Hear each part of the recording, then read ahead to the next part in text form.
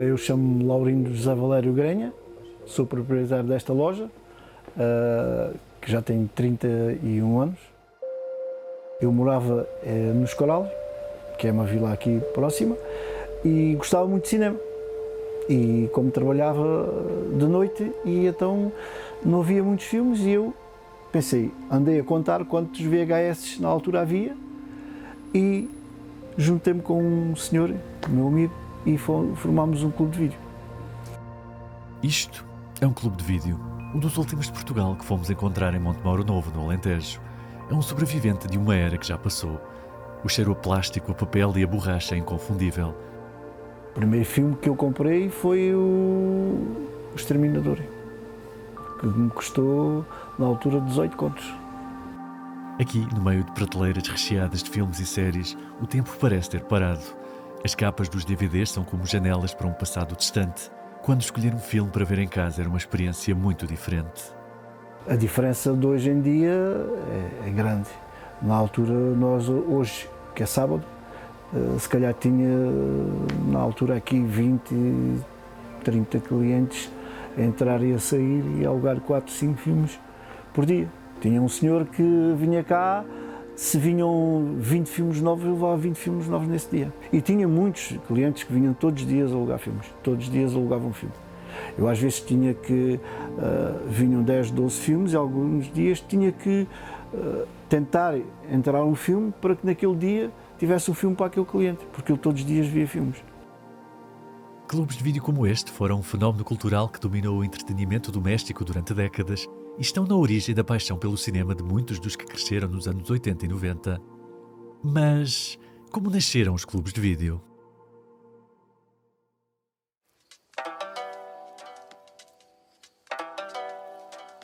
Apesar do cinema ter aparecido no final do século XIX, durante mais de 70 anos foi praticamente impossível assistir a um filme comercial em casa, a menos claro que estivessem dispostos a investir muito dinheiro e muitas vezes o máximo que se conseguia era uma versão condensada do filme original em Super 8 ou 16mm. A coisa só começou a mudar nos anos 70, mais propriamente em 1975, ano em que tivemos dois acontecimentos a milhares de quilómetros de distância um do outro, mas que de alguma forma acabaram por contribuir para o mesmo objetivo. O primeiro teve lugar em Kassel, na Alemanha, onde um colecionador de películas Super 8 chamado Eckhard Baum, que estava habituado a emprestar os seus filmes a amigos e conhecidos, achou que seria um bom negócio alugar esses filmes a quem estivesse interessado.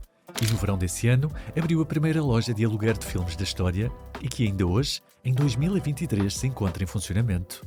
O que Eckhard não sabia é que no mesmo ano em que abria a sua loja na Alemanha, a Sony acabava de lançar a Betamax no Japão e nos Estados Unidos. Uma invenção que lhe iria permitir evoluir e manter o seu negócio até aos dias de hoje.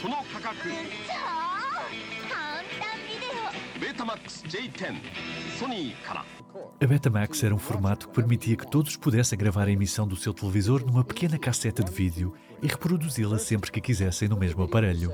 Embora não tivesse sido o primeiro formato de vídeo doméstico, a Philips e a AFCO já tinham tentado o mesmo com o VCR e a Cartridge Vision, respectivamente. A Betamax tinha a vantagem de ser muito mais acessível e de poder ser licenciada a outros fabricantes, o que iria permitir criar um formato universal e expandir o negócio do vídeo doméstico.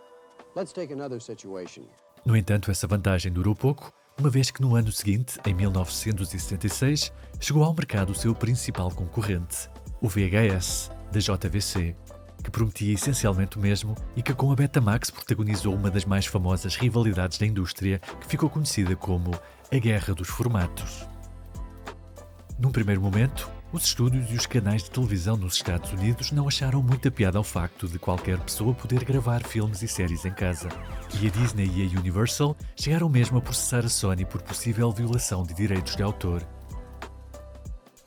O processo durou quase 10 anos e chegou ao Supremo Tribunal, que felizmente não foi dessa opinião e declarou que as gravações domésticas eram perfeitamente aceitáveis, ou seja, enquadravam-se no chamado Fair Use. E isso incluía não apenas a Betamax, mas qualquer formato que permitisse fazer o mesmo, como a VHS. Entretanto, em 1977, o produtor Andrew Blay, cofundador da Magnetic Video Corporation, teve a seguinte ideia: então, se já temos formatos capazes de gravar filmes da televisão, por que não vender esses filmes oficialmente em cassete, já limpinhos e sem intervalos, diretamente dos estúdios? Com esta premissa conseguiu convencer a Fox a licenciar-lhe 50 filmes para serem distribuídos em Betamax e VHS e criou a Video Club of America para vender estes filmes aos consumidores. Havia apenas um problema. Os filmes eram caros. Cada cassete podia chegar aos $100. Foi então que entrou em cena um empresário chamado George Atkinson, que tinha uma loja de aluguer de câmaras e projetores de cinema e que viu ali uma oportunidade de negócio. Comprou uma cópia de cada um dos 50 filmes em VHS e Betamax e começou a alugá-los a quem estivesse interessado. Primeiro por correio e depois numa loja própria a que chamou Video Station e que se tornou na primeira grande cadeia de clubes de vídeo dos Estados Unidos. Obviamente que mais uma vez os estúdios não gostaram da ideia e mais uma vez tentaram travar o negócio nos tribunais. A questão é que a lei dos direitos de autor dos Estados Unidos permitia que todos os cidadãos pudessem revender e alugar tudo o que comprassem, o que acabou por dar razão ao George Atkinson e lançou aquela que foi até ao início do século XX a maior indústria de entretenimento doméstico do mundo: os clubes de vídeo.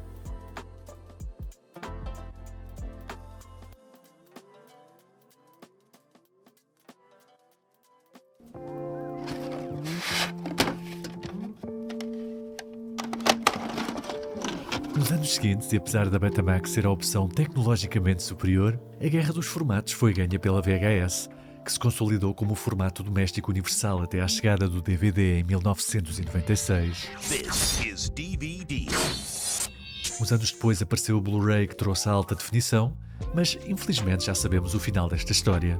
A internet tornou-se omnipresente e foi evoluindo para velocidades cada vez mais rápidas e com maior capacidade.